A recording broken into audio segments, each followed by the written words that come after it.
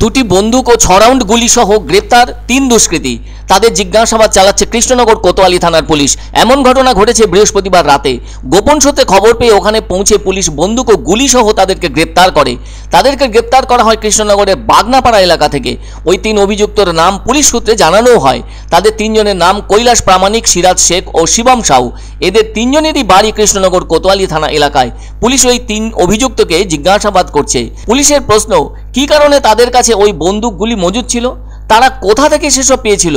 শুক্রবার ওই 3 অভিযুক্তকে কৃষ্ণনগর জেলা আদালতে তোলা হয়। তবে এই রাজ্যের অনেক জায়গায় দুষ্কৃতীদের হাতে বন্দুক দেখা যায়। কখনো তারা নানা জায়গায় ডাকাতি বা ছিনতাই করছে, আবার কখনো চুরির ঘটনা ঘটিয়ে থাকছে। সে কারণে রাজ্যবাসীর কাছে প্রশ্ন, এত বন্দুক গুলি তারা কোথায় পাচ্ছে?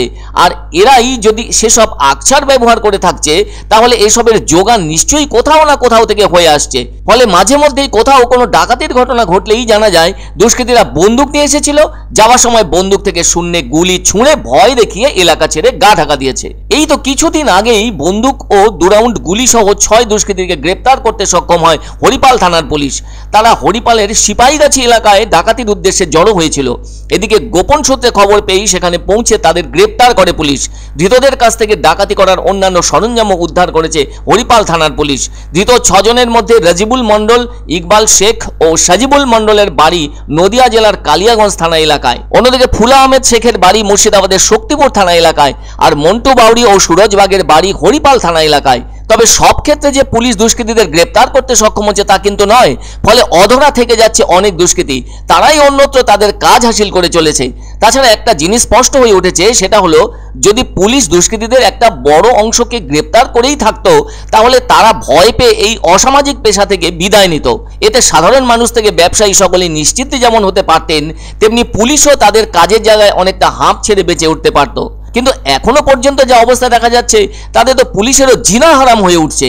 অনেকের প্রশ্ন, যে কোনো দুষ্কৃতী গ্রেপ্তার হলেই তার কাছ থেকে মিলছে পাইপ গান, নয়তো পিস্তল, নয়তো রিভলভার বা এ জাতীয় কোনো বন্দুক, আর সেই সাথে কার্তুজের ঘটনা।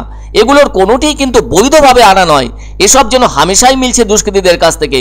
রাজ্যের মধ্যে চুরি, ছিনতাই আর ডাকাতির ঘটনা বেশি দেখা যায় মালদা, মুর্শিদাবাদ, নদিয়া, উত্তর 24 পরগনা সহ আরো কয়েকটি জেলায়। আসলে বোমা, বন্দুক, গুলির কারবার যেন রমরমিয়ে চলছে এই রাজ্যে গোপনভাবে। অনেকে বলে থাকেন প্রতিবেশী রাজ্য বিহার, ঝাড়খণ্ড যেমন আছে, তেমনি আবার পাশে রয়েছে বাংলাদেশের মতো রাষ্ট্র। ফলে এসব জায়গা থেকে ওসব বন্দুক গুলির হয়তো অনায়াসে অর্থের বিনিময়ে প্রবেশ ঘটছে পশ্চিমবঙ্গে। অন্যদিকে রাজ্যের ভেতরে গোপন ডেরায় হয়তো তৈরিও হয়ে থাকছে এইসব জিনিস। কেননা এর আগে বন্দুক তৈরির গোপন একটি ডেরার হদিশও পেয়েছিল পুলিশ। তাহলে বোঝাই যাচ্ছে এই রাজ্যের ভেতরেও হয়তো তৈরি হয়ে থাকতে পারে বন্দুক গুলির মতো মারাত্মক সরঞ্জাম ওই ধরনের কোনো গোপন ডেরায়।